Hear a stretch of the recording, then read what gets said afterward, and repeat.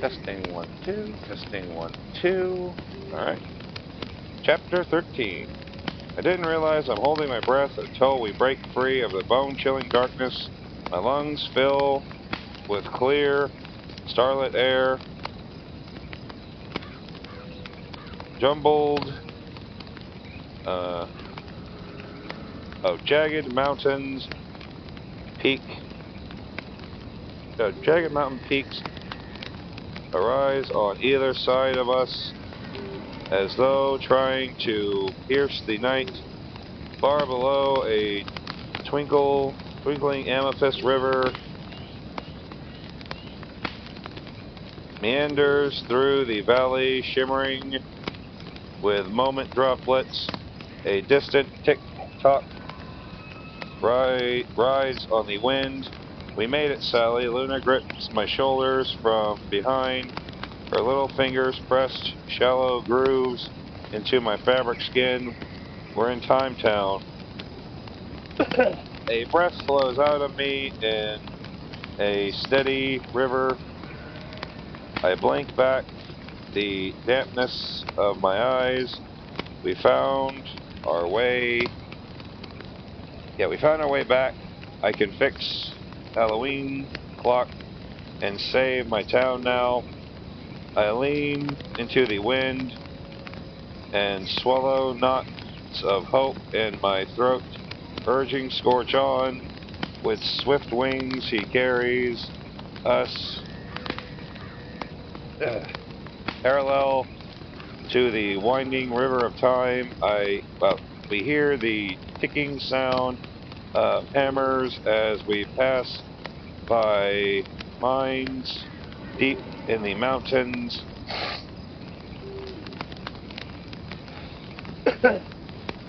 Where workers dig up copper and silver. At all hours ahead, I spot a bridge near where Luna and I landed when we first stumbled into this world. Broken, seamed, and stuffing jumbled. A pair of timekeepers wade in the flow of moment droplets, hurling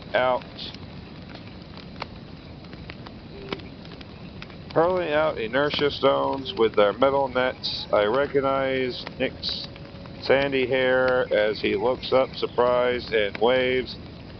When we reach town, it's quiet as a library after closing hours. The clock tower's arms point nearly straight up. Though it had just gone dark in Fabletown, it's just before midnight here. My head spins faster than a spindle, skipping from time zone to time zone. Will never feel natural. Scorch lands in front of the Hall of Time, hourglass carved doors. My heart scrambles as my limbs hurry over one another to climb down from his rough scales. I have only a brief second to ponder the fact that Scorch knew exactly where to take us, as though he'd been here before. How could that be? But my mind's focus pins on Jack and Halloween Town residents who might never exist. If I'm not able to fix the clock in time, I scale the Hall of Time stairs, two at a time. My thoughts a blur with Scorch and Luna just behind me. My fingers shake so badly that I struggle to open the door Oh no, it must be locked up tight after the forever hourglass was stolen.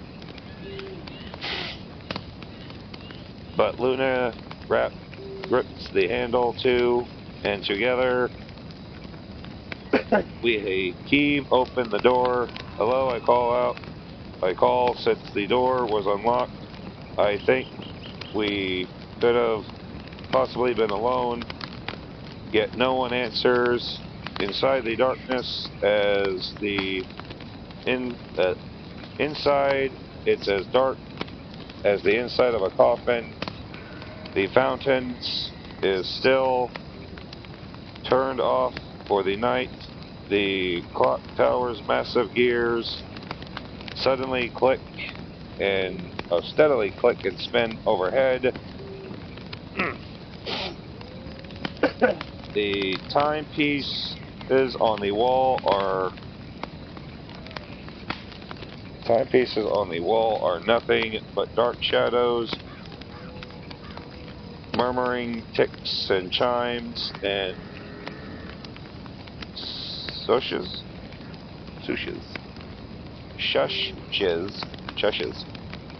of falling sand. My thoughts begin to spiral. There's no time. I waited too long. There, Luna cries out, pointing to a dark shape on the floor. The Halloween clock. My chest sags in relief. It's right where I last saw it, still broken on the tile.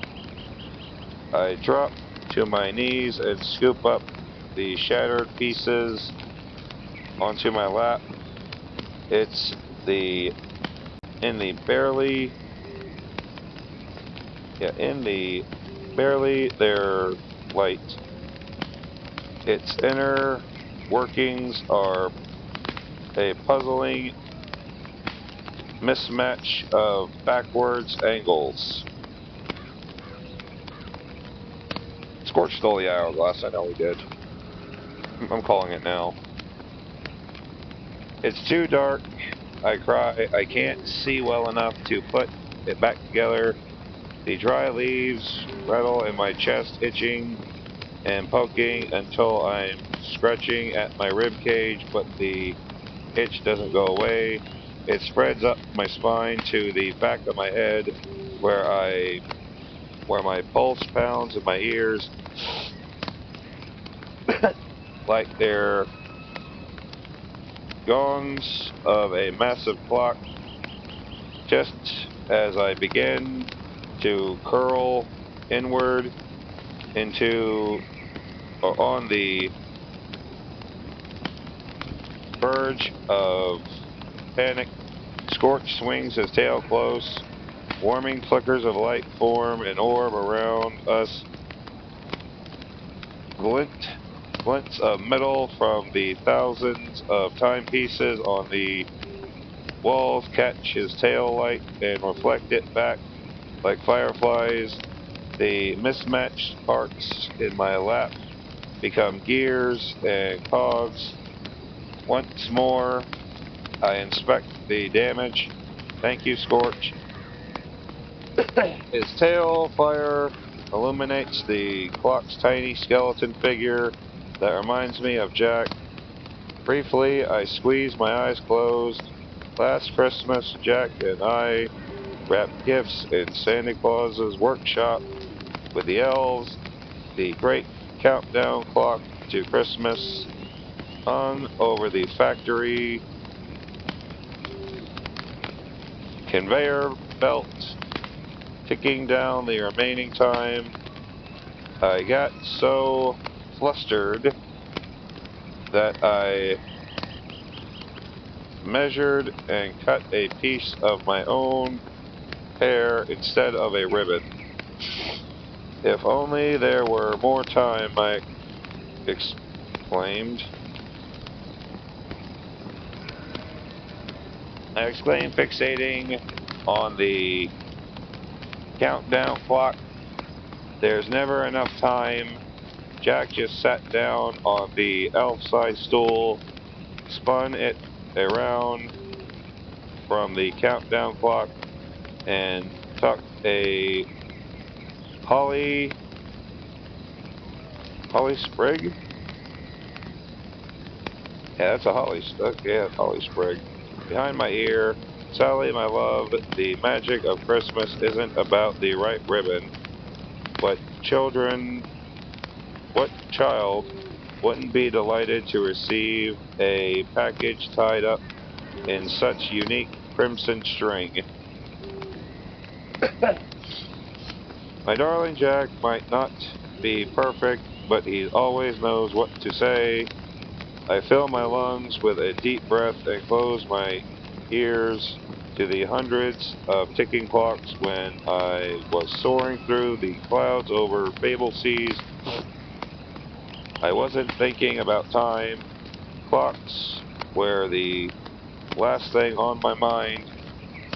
I felt up there in the sky that magic that Jack talked about. Magic that is all about my own soaring dreams. No one else, just mine. No one else's, just mine. Now I swallow back my fear and test out the smooth, painted door. To my relief, none of the figures' wooden bones are broken. I continue to tinker with the clock, drawing on the knowledge that I gained from Dr. Finkelstein's cobbled together, cobbling together his clockwork creations while I swept in his laboratory. Finally, some good luck, I say to Luna and Scorch.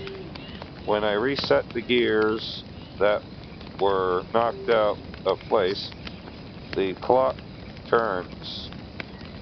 The clock might be banged up, but it's only the hands that are actually broken, just like in Lady Lore's cauldron riddle. Luna finds the snapped off clock hands shaped like pointing skeleton fingers and kneel by the clock to try to fit them back on. The part that screws on is broken in half. I don't see how we can reconnect them. Scorch blinks his saucer eyes down at the clock, his noses through his satchel. He finds an object rattling and clanking, and after a moment, his pink ears perk up. He holds a long, thin,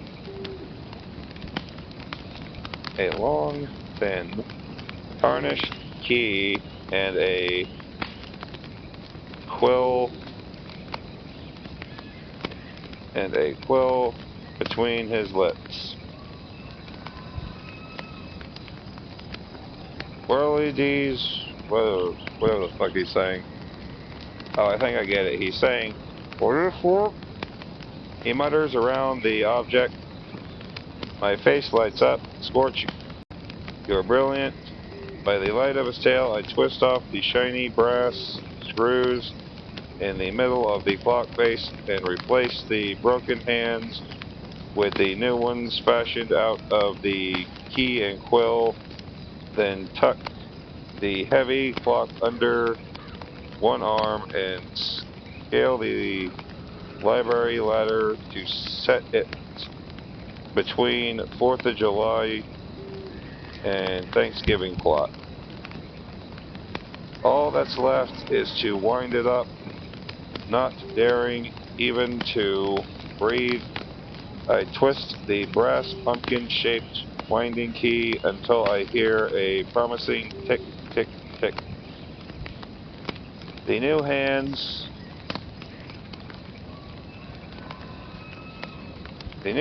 lurch again, then steadily sweep clockwise. Finally, I let out my held breath. It worked, I cry. Once I'm down from the ladder, Luna throws her arms around me, happiness bubbling all the way to my skull, bringing a giddy smile to my face. Jack, Zero, Lock, Shock, Barrel, the mayor, I can already picture everyone's dizzied time of... Hang on. Daisy time-addled faces when they suddenly pop back into the present. Will they realize that they traveled to the past, so distant that they didn't yet exist? Will they realize anything happened at all? Scorch surprised me with a long, trembling hug as a molten tear formed at the corner of his eyes. Oh, Scorch, don't cry. Laughing, I use my sleeve to dab away the tear, though the stink singes the fabric. Scorch cries because Scorch is happy. Scorch feared that Halloween Town will be gone forever. More molten tears drop down his golden moon eyes. I stroke the scales at the base of his horns, letting the silent unfurl, washing away his lingering worries. You helped fix the clock, I pointed out, just like a hero. He sniffed with a puff of smoke. Scorch wishes there were Scorch wishes that were true, but Scorch is a villain. Scorch will always be a villain. Nonsense. I gently chide. My heart sings for the lonely, kind-hearted dragon. Does he realize how wonderful he is? He isn't wanted by the shifty characters in Fabletown's Villain Town, nor by the golden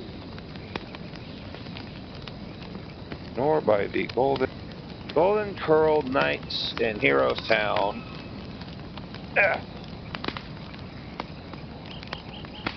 It's really too bad he wasn't born in Halloween Town. Our ghosts and ghouls would gleefully embrace a fire-wielding dragon. Come with us to Halloween Town, I say, impulsively, resting my cloth palm again on each side of his sandpaper scales, running down his cheeks. You'll love it there, I know it. You can fly by night with the vampires, roast marshmallows over your tail fire with lock, stock, and barrel, take a slime bath with undersea girl. His salmon pink ears left me in Halloween Town, but that world is... He swallows whatever he was going to say, eyes filled up with guilt, full of villains. I chuckle as my thumb smooths away another line between his brow. We aren't villains, not really. We only like to give a few scares here and there. In fact, I'd call my husband, Jack... Wait a minute. I think I'm talking this book. Undeniably heroic. He saved Christmas. He fought off Oogie Boogie. He works hard all year to make Halloween the most frightening it can be. And anyway, who is to say that makes us villains? Isn't a villain simply someone who challenges the status quo, who is willing to be misunderstood? Villainy is in the eye of the beholder. That's right, Scorch. Luna takes one of the dragon's heavy paws in her hands and pats it. Just because someone looks frightening on the outside doesn't make them evil on the inside, just like you. You don't have a wicked bone in your body. Why, look at Sally. She's the queen of Halloween Town. Do you think she's a bad person? Oh no. The dragon's solemn eyes fill with alarm. Sally is a hero. My heart softened, and I plant a peck onto the tip of the dragon's nose, then straightening the rest of my hands onto my hips and turn to the hourglass fountain that, with a furrow of my fabric brow, there's only one problem left. Halloween Town might be back in correct time, but we're in the wrong place. If we want to brew the rumbling trapdoor potion again, we'll need to turn on the fountain. But as much as I search each inch of the marble base, I can't find the switch to get the water flowing. And at this time of night, the shops selling our ingredients will all be closed up tight. I puff out a long, exhausted, tapping my chin. Maybe Scorch can help. Scorch thrusts his snout into his leather satchel, rummaging around his clattering collection of found objects, and pulls out a silver hand mirror clutched between his teeth. A gasp escapes before I can cap it with my hands. Lady Lore's mirror. I feel my eyes widen like a creaking hinge door. Scorch, how did you get this? Found object, he says proudly, the words garbled with the mirror in his mouth. He curves his flickering tail towards Luna's direction. For Luna, she wished for it. Oh god. I love this fucking Charizard. He proudly pushes the mirror to Luna, who takes it carefully, wiping away the dragon saliva with the hem of her pajama top. A chill tiptoes up my spine, and I dare to ask, you mean you took it from Lady Lore? His snout bobs. Luna and I trade looks full of fear. Lady Lore's words are fresh in my mind that the mirror of reverence had to remain under the watch of the glass castle. Either Scorch didn't hear her, or his desire to please his friends and Luna was so great that he ignored the instructions. Or it could just be that he likes shiny things. I'm sorry, I gotta laugh that off. That's fucking hilarious. God dang it. Luna holds the mirror at a distance, like it might burst into flames, as she slowly asks Scorch, when did you... Scorch, when you talk about your found object collection, do you really mean Scorch finds objects? He says with his lopsided grin, and Scorch takes them.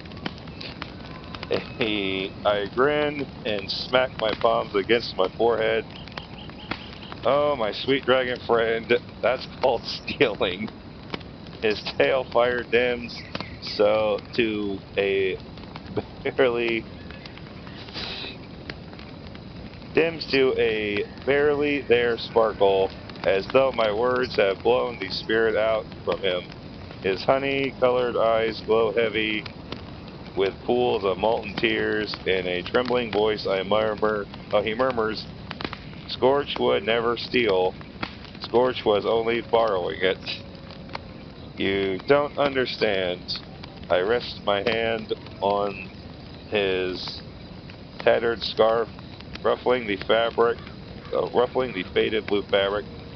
I know you don't mean to, but taking something without permission is stealing, whether you intend to return it or not. His big eyes glow watery as the sinks in. Scorch is a villain, no matter what Scorch does. Scorch will always be a villain. He buries his massive head between his front paws, turning away from us. Hiding his body, shakes and sobs. Glowing drops of liquid fire splash onto the floor, hardening into button-sized lava rocks. Luna throws her arms around his neck, her soft cheeks pressed to his armor-like scales.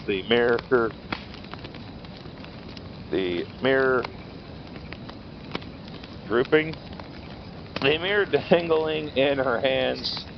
Don't say such things. You aren't a villain, Scorch. She jerks her slippered foot out of the way just in time before a molten tear falls onto it. We'll return the item you took and explain what happened. I'm certain Lady Lore and everyone will understand, right, Sally? Of course. We'll return the mirror as soon as we can. A tiny voice gnashes at me that Lady Lore might not be as forgiving as we hope, but the last thing I want is to further upset Scorch. I rub him between his stumpy horns, and after a few sniffs, his fiery tears dry. I gather up the sparkling lava rocks at my feet so the timekeepers don't wonder what happened in the morning. Well, I say, however, the mirror came to be in your possession. The reality is we have it now, so we might as well use it. Lady Lore said it could show faraway places. I beckon Luna and Scorch close and hold the mirror out. Hold out the mirror so it reflects the soft blue, silky alabaster, fiery saffron of our three faces. I take a deep breath and recite the command Lady Lore used. Eye of silver, wisdom gleams. Show me the truth unseen. Show me Halloween Town as it is now. The mirror reflection ripples like raindrops, rings in a pool, distorting our three reflections in a way that makes my stomach flip. My nerves and my fears and my hopes are all tangled like a fallen ball of yarn. My breath comes fast with my impatience to see Halloween Town return to the proper time. My heart is practically seeping out of my seams with excitement to see Jack again. The magic mirror ripples finally settle onto an image of a shadowy, lifeless rocky hill. I tilt my head, furrow my brow. At first, I'm not sure what I'm looking at, then I recognize the unmistakable curl of Spiral Hill, but the rest, this isn't Halloween Town. It's just empty land. Where the town? Where is the town? Where is Lock, Shock, and Barrel's treehouse? The crooked point of my and Jack's house. The strange rocky horizon is as silent as an unhaunted grave. There's no sign of anyone, especially not Jack. No, no, no, no, no, no, no. I shove the mirror back in Luna's hands as if it gave me an electric shock. It didn't work. The words barely make it out of my throat. It feels like an invisible rope is tightening around my neck, choking me. My limbs suddenly feel numb, like they belong to someone else. My mind flashes to the broken ragdoll figurine vision. How it spun and spun until it fell apart at the seams. I cry Halloween Town is still in the past. I need water.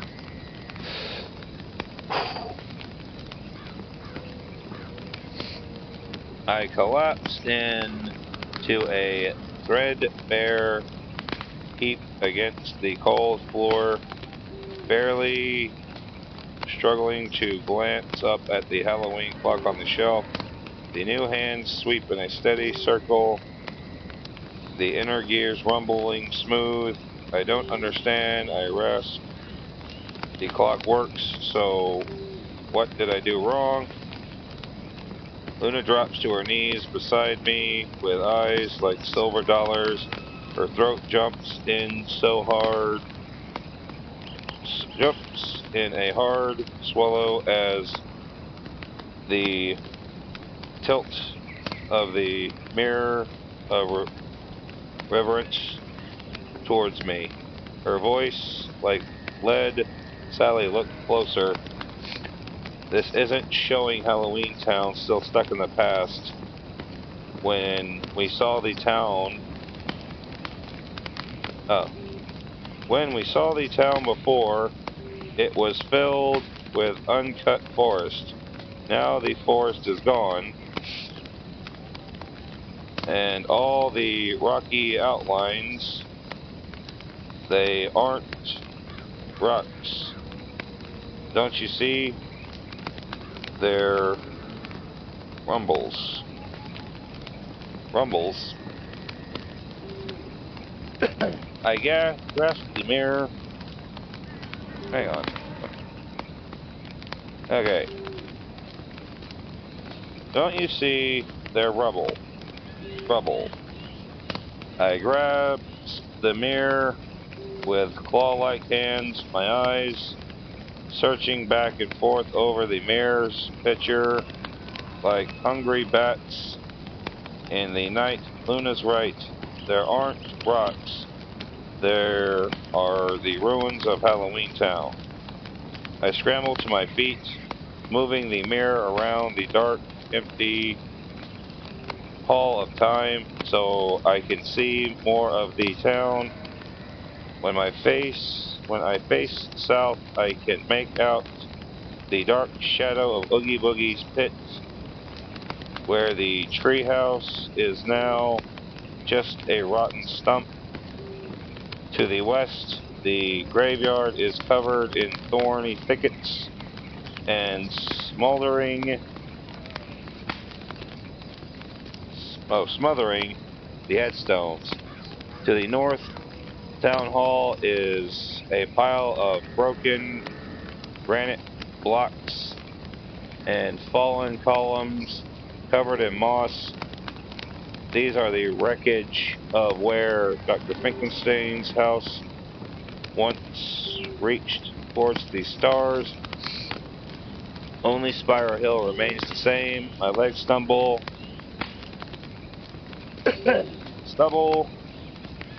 steadily. My legs steadily give out, and I slump to the ground with a moan. My thoughts are tattered shreds, so frayed that they're beyond any chance of mending. I didn't return Halloween Town to the present, I breathe, shaking my head with dread. We turned time to the future. My vision of Halloween Town in the mirror isn't just a week or a month ahead, judging by the crumbling, moss-covered ruins. This is the far future, decade after an exhibition.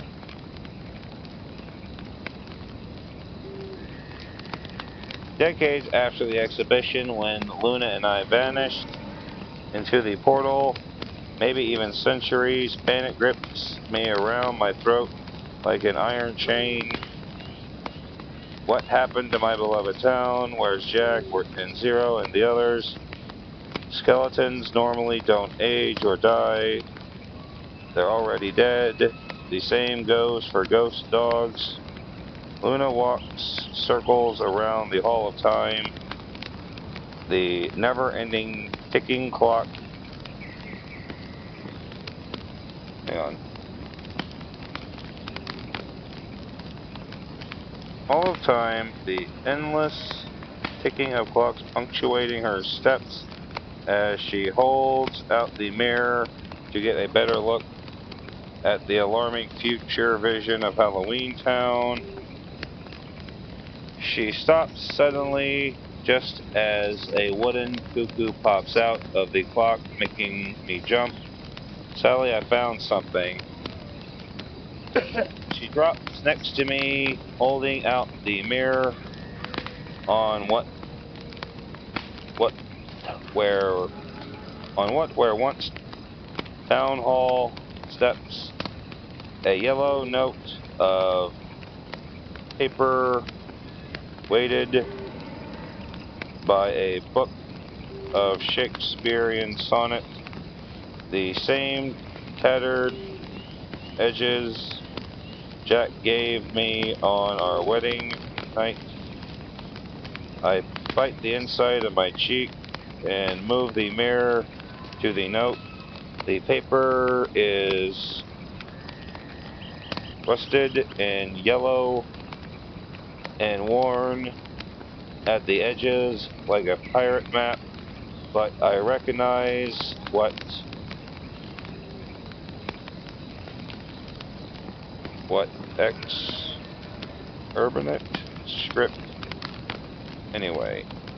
exuberant script anyway. Jack, I whisper, it's from Jack. Luna and Scorch lean over my shoulder as we read it together. My dear Sally, I'm leaving this note here and hope you one day return to find it. 50 years have passed since you and Luna disappeared into the mysterious vortex. On the day of the exhibition, our townspeople were frantic to have their queen back. We searched every inch of Halloween Town, from the gates to the depths of Oogie Boogie's lair. When we found not even a single strand of your hair, I embarked to search of the unknown realms. In search of you, you weren't among the lavender fields of Dreamtown. You weren't in the rose garden of Valentine's Town or Christmas Town. Christmas Town, holiday market. I canceled Halloween that first year to search for you and Luna. When you still didn't reappear, I didn't have the heart to celebrate your most cherished holiday anymore. 50 years have passed without a single Halloween.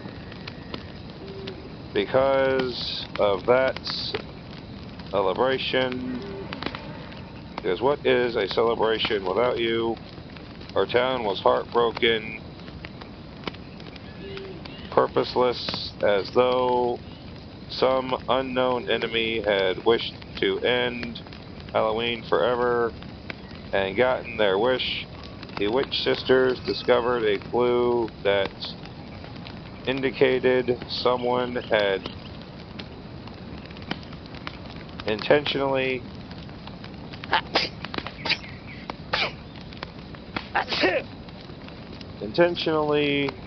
tampered your spell, and they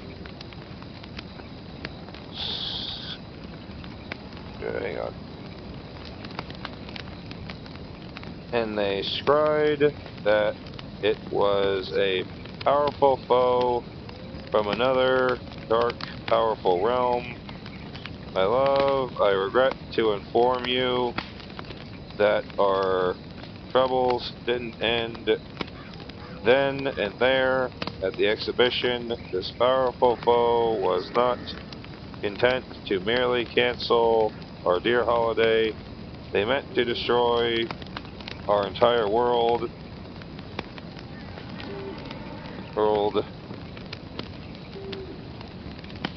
Vicious storm clouds attacked.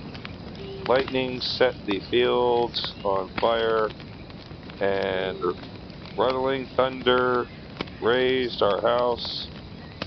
Now we have no choice but to abandon our town entirely. I don't know where we'll go. Perhaps the other realms will take us in.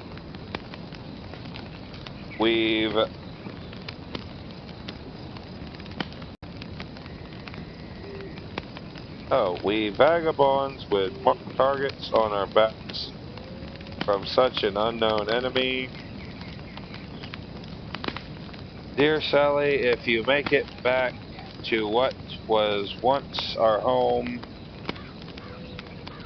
know that no force could ever destroy my love for you. Maintaining hope that you are out there somewhere is what keeps my old bones from turning to dust forever. Your eternal loving husband, Jack. Yeah. The mirror trembles in my hand as I read Jack's note again and again and again. The words swim in my watery eyes until they're as much a blur as the magic mirror itself, whose surface slowly ripples and returns to glass, its reflection nothing more than my tearful face. Halloween Town is gone, destroyed, rubble, and dust. My friends are scattered to who knows where, to who knows what world. My beautiful dream that Halloween is over, and my dear Jack, my dear Jack, where are you now? How will I find you again? I'm nearly impossible. It was nearly impossible. When were we separated by time? Now we've been thrown into different times and places. I sob in my hands, the tears soak through and drip out from the other side onto the floor, haunted by the memory of the 3 possible futures Lady Laura showed me in the mirror, each happy in their own way. Jack and I, old and still giggling over fresh baked cake. Even after 100 years, a girl only returned to her long-lost home, but ruling it. An artist cozying up on the sofa to paint her last adventure. Lady Laura warned me that these were only possible futures. And now all the possibilities are nothing but dust and ruins too, because there's no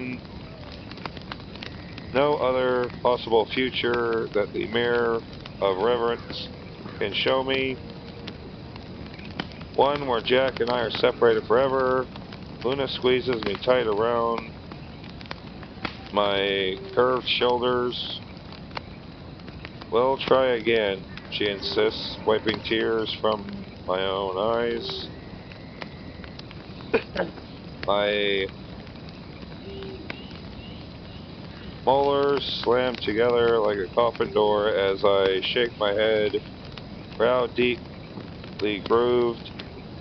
I can't piece together this vexing puzzle. No matter how I twist and turn, I don't understand. We repaired the broken clock. I did everything right. My heart wants to fall to the familiar, unsteady rhythm, a habit from years of putting pressure on myself to do everything perfectly, but I banish those berating voices before they can cut like knives into my ears. My spine seam straightens, the leaf stuffing in my chest hardens. Lady Lore told me to forge my own path. For years I've tied myself in knots to serve other people and blame any mistake on myself, but I know this isn't my fault, and it's time I believe in me. I need water. A chill creeps along my neck as I think about the shadowy figure who broke the clock. I bet my eyes that it was the same person who swapped out the potion ingredients. Could that person be the same powerful force Jack mentioned in his letter to me? Someone from another realm who wants Halloween wiped out from all memory. A ball, handfuls of my patchwork dress in my fist. I ball handfuls of my patchwork dress in my fist, wrinkling my fabric so hard it nearly rips. Whoever it is, they made a mistake, because I'm still here. I'm the Pumpkin Queen, and I won't let anything destroy my home. I will have Jack again. I will once more be up until midnight, prowling over books together with Zero curled up on my house spin quilt, homespin quilt, and outside the sweet snoring of monstrous friends and neighbors. We can try to go back to Fabletown, Luna offers. There's no going backwards, I say in a steel-lined voice. No standing still, no repeating, no rewinds, no stopping time. The only way we're going to bring Halloween Town back is to back to the present is by moving forward. We'll return to the hinterlands. We'll look for the doorway to a new realm that might have an answer.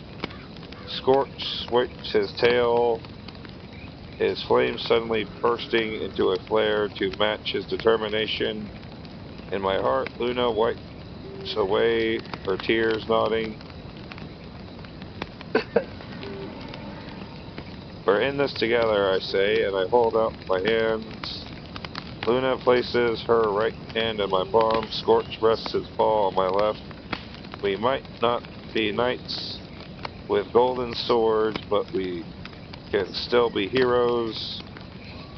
My heart swells with ferocity. Yeah, ferocity, fiery hope, and then someone clears their throat behind us. Amid the ticking of dozens of clocks, A deep voice comes from the darkness. Fear stabs into my stomach. I knew when we found time, Hall of Time door unlocked that we weren't alone. I strain, tremble. Someone says, I assume you are the trio who have been making a mess of time. Possibly. Well, that is the end of chapter 13. We'll be starting up chapter 14 later. Thank you all for coming. See you all the next time. Goodbye.